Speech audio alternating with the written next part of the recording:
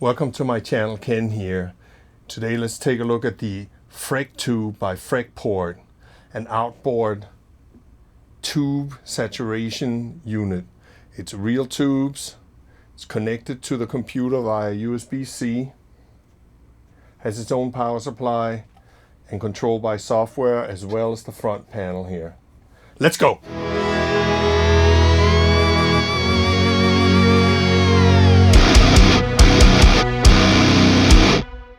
So I'm sitting here with the Freqtube, which is a outboard piece of analog gear that has a digital to analog, analog digital conversion.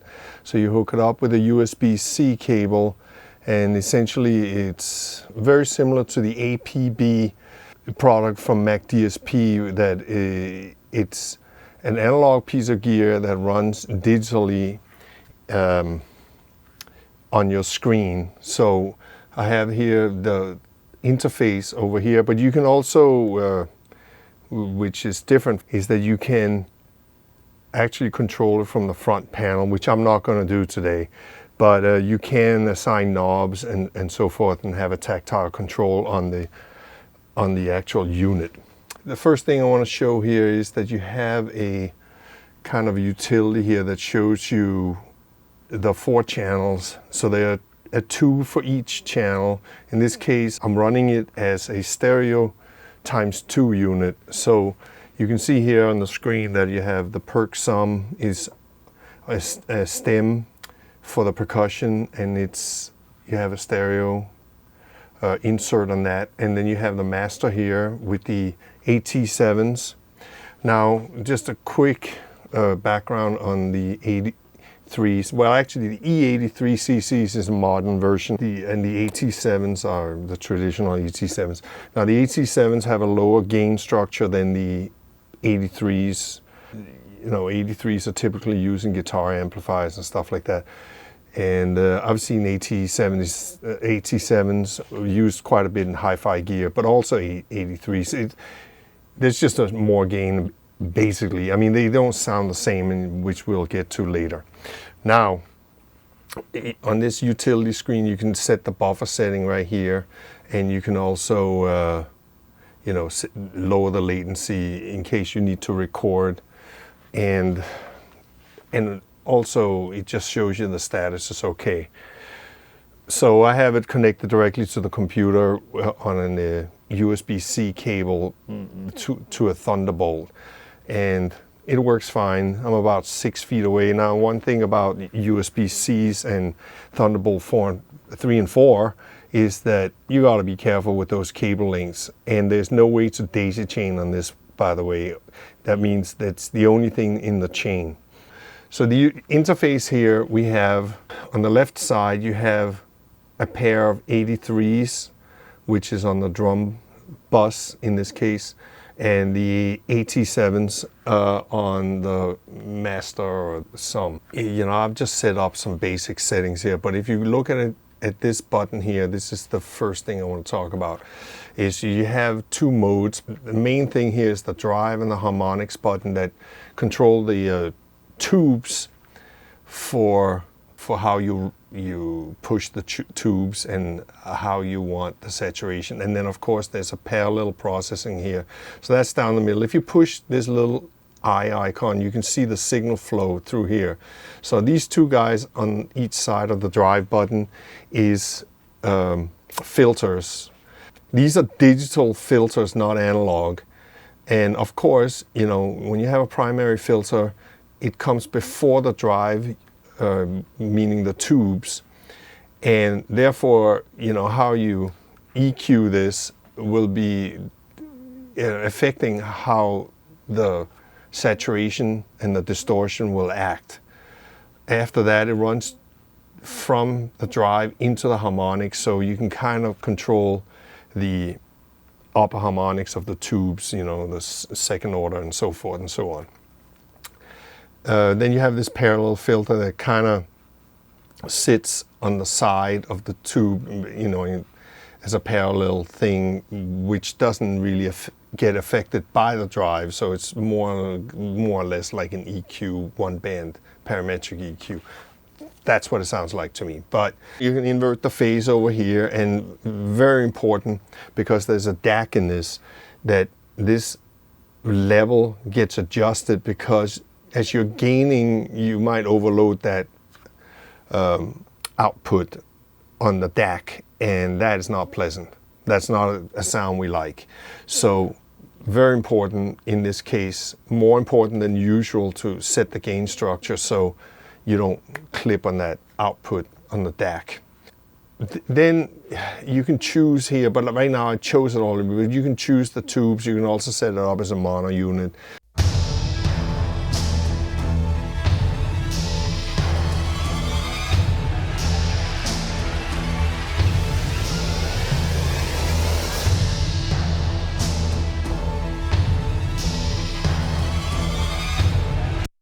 So this output, master out here, is saturation on the sum of everything. This is a preset right here that they provided. So they kind of lower the bass so we don't have too much bass getting saturated into the tubes. And then we cut some of the highs because it gets too bright. If you just leave it like that, I'll play that for you.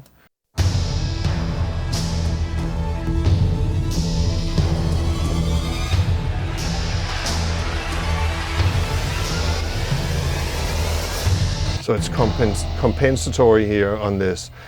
I'm just touching here. This is kind of a parallel processing thing. And as I'm dialing up more and more wet, and you can hear the saturation and the distortion.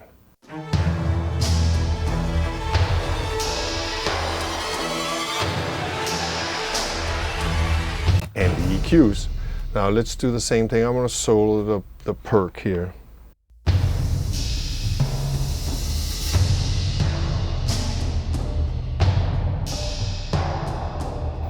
No saturation.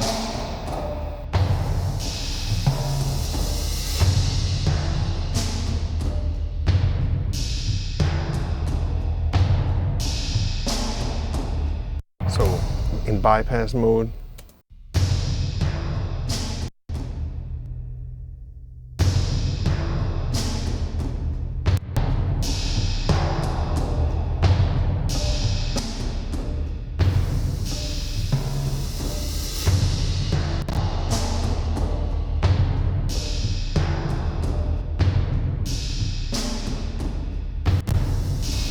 So in this case, I have boosted the frequency here at the lower bass a little bit to warm up the low end a little bit, and then I've boosted on the parallel here at about 1,000, something like that. Just give it a little more snap.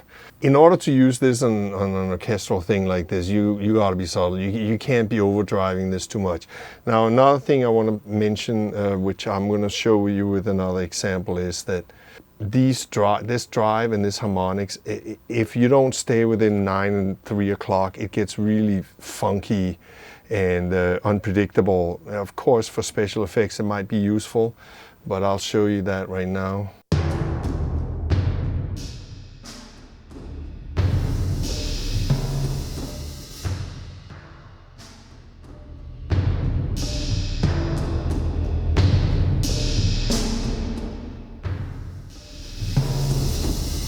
So instead of cranking this all the way up, let's put the 18 dB, that's a lot. You can hear the overdrive and distortion like really kicking in here.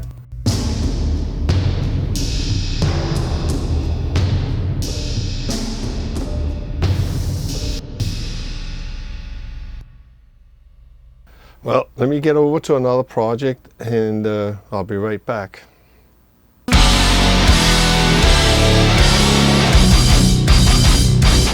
I have a metal project going here. I have the E83s on a drum bus and the AT7s on a synth bus.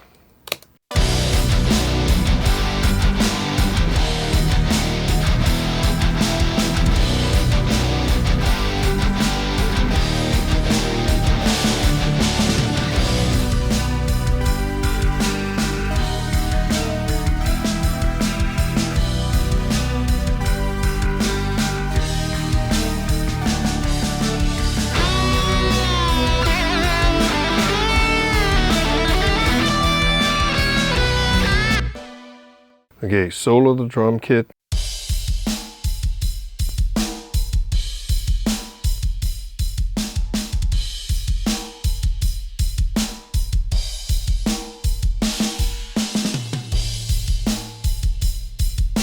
Let me just explain these little red dots here. That means it's assigned to a button on the actual unit, the hardware unit. So button 7, button 1, so forth and so on. Take a look at this bottom left corner.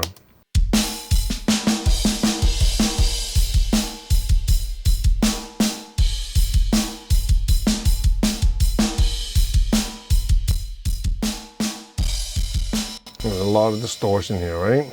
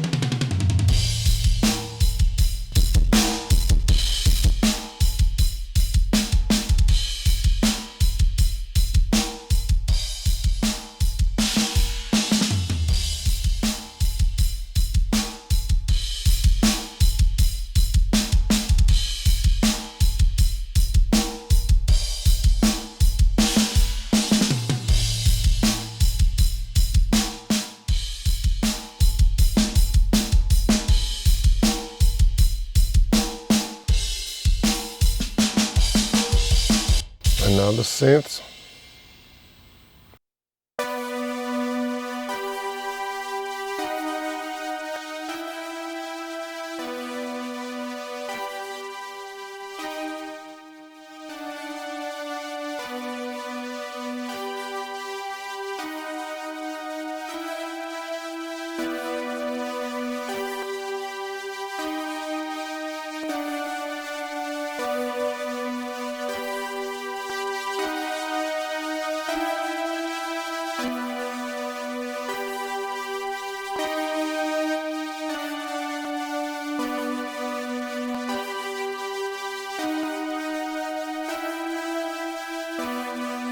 Let's just overdrive this a little more.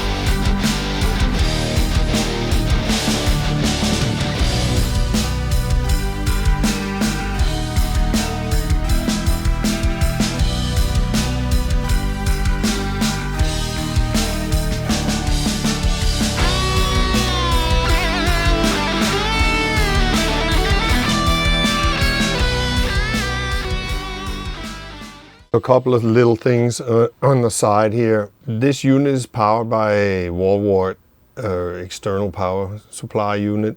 It's not running at the full blast. I think it's 330 volts that these triode tubes run at. So they found a compromise in running it at 65 volts, but without starving them. And I still haven't figured out what they mean by that. So maybe I'll figure out another time. But let me know what you think of all this. But, you know, saturation when used in small amounts can add a lot of excitement to a mix, or it can push things forward, which is good sometimes, and an analog flavor to your mixes. So this unit will definitely deliver that. I think it's kind of cool that you have these two different stereo pairs that are different in feel, because the 83s will distort a lot more. Distortion is a matter of taste. It's definitely a spice that you need in your spice rack. This unit does the job, and it's very reasonably priced, and I think it goes a long way in covering that analog digital gap that we all yearn for, so we can get a little more character out of our mixes and sounds. So yeah, I recommend this? Absolutely, especially for the price. It's a great price point. You know, you get 4 channels for under $1,000. That's pretty good.